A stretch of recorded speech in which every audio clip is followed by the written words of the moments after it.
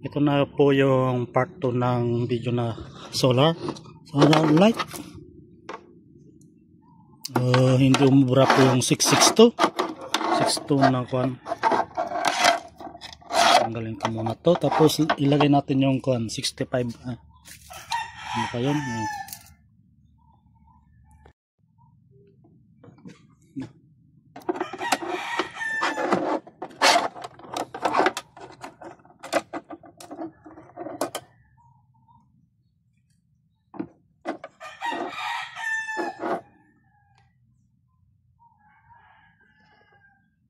Oh, 662 po yung nilagay ko.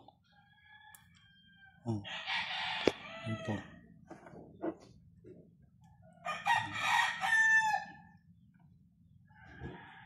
Pero hindi siya gumana. Try natin ilagay yung original number. Original na number po yung ilalagay po natin.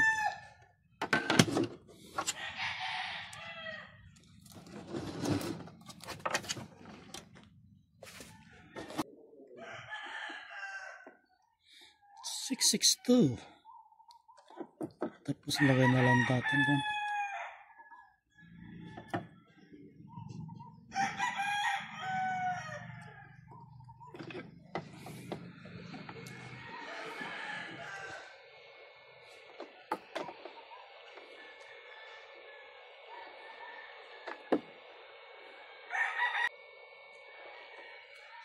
Wala pa yung kuan 662. Tapos lagay natin yung kuan original number. I-replace po natin. Ang original number ay 65T5. 65T5 po. Tapos lagay po natin doon. Ito.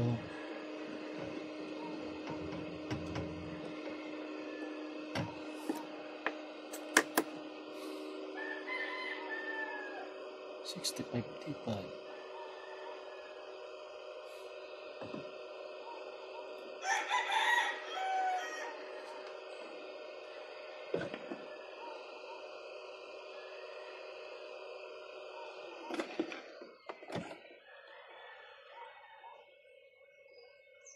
Yan na po siya, linisin ko na lang po.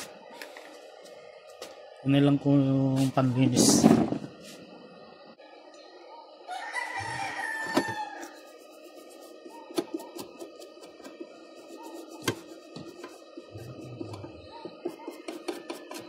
La Cortina. Pwede pong kuan mga kuan. Alcohol yung iba kasi ang ginagamit po nila. Pero sa akin, La Cortina po.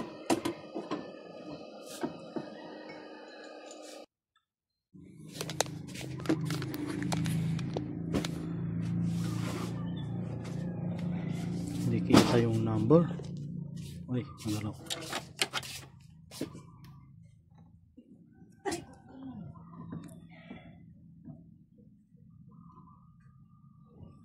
Na. Hindi kita yung number, sorry.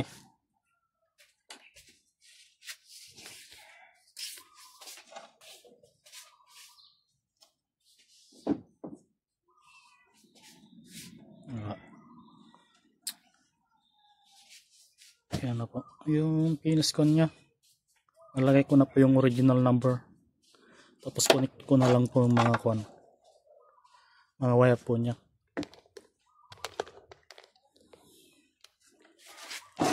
Madali lang naman kuan mo. May mga kuan naman po. S1, S positive. Solar po yan. B positive tapos B negative. Battery po yan.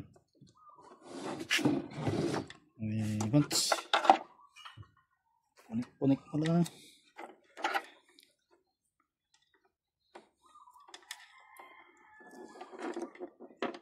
Ang solar mo.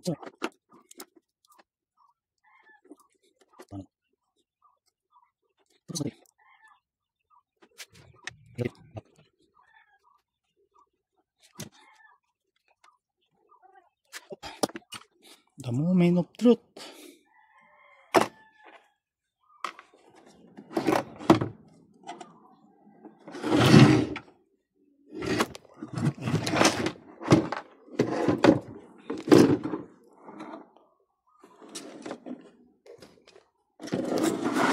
Yan po, nag-blink po na siya. Charging po siya. Tapos test natin kung may lumalabas na voltage dito sa may battery po niya. Test po natin. Ito, nag-blink naman po yung kanya, no? Walang kita. Tapos check natin yung output voltage sa going to battery.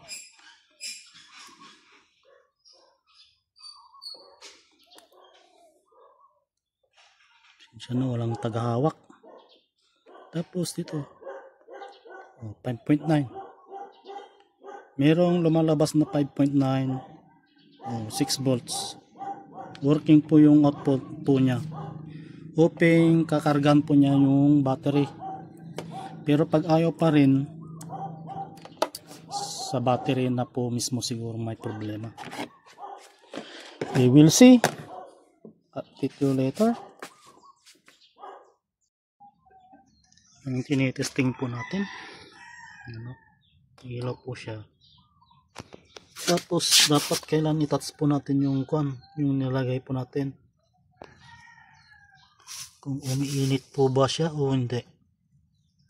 Yan. Normal naman po. Yan po. Hoping na gagana na po siya. Na battery lang po yung yung lang.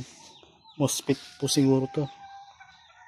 Check ko na lang po yung data kung ano pong use po nito.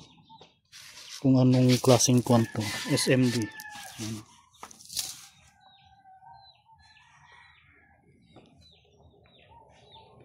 Update na lang po kung ano po resulta. Kung working po pa siya.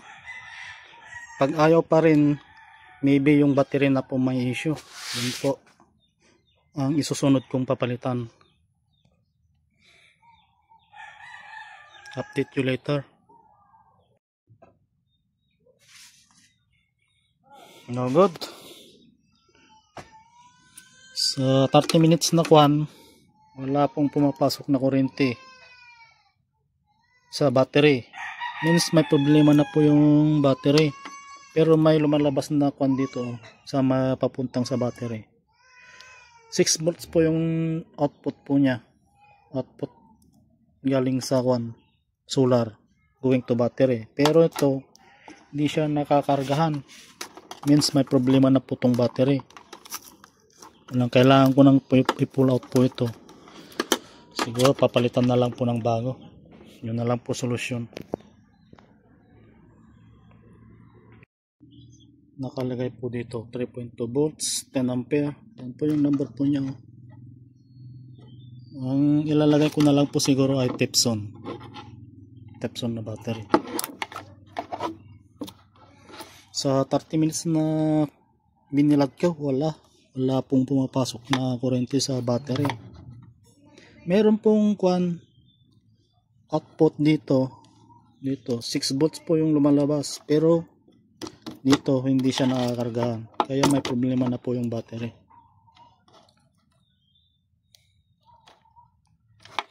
Bubuksan ko na lang po ito. Yun na lang po solusyon, papalitan na lang po siguro yung battery. Ganito pala lang nangyari, nag-corrosion po siya.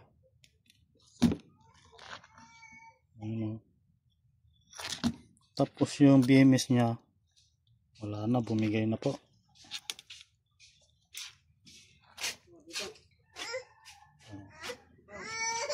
Try kong i-fix kung pwede pa. Kaya pala bumigay. Yung wire na wala na. No good. Kailangan ng palitan. Tapos to bumigay na po.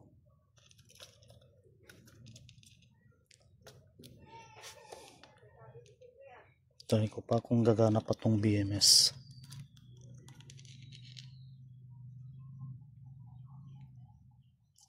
Okay, nag-corrosion lang po siya.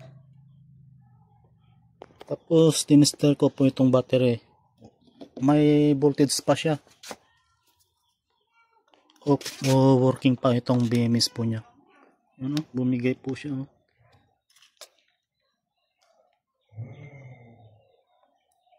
Try to fix na lang po. Kung hindi, papalitan ko na lang po ng iba. BMS niya. Finally, na-fix ko na rin po.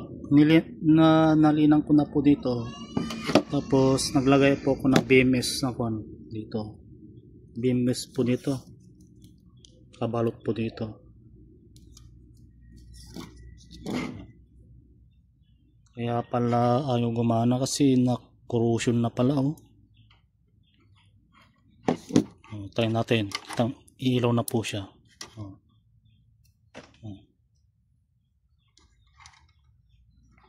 Okay.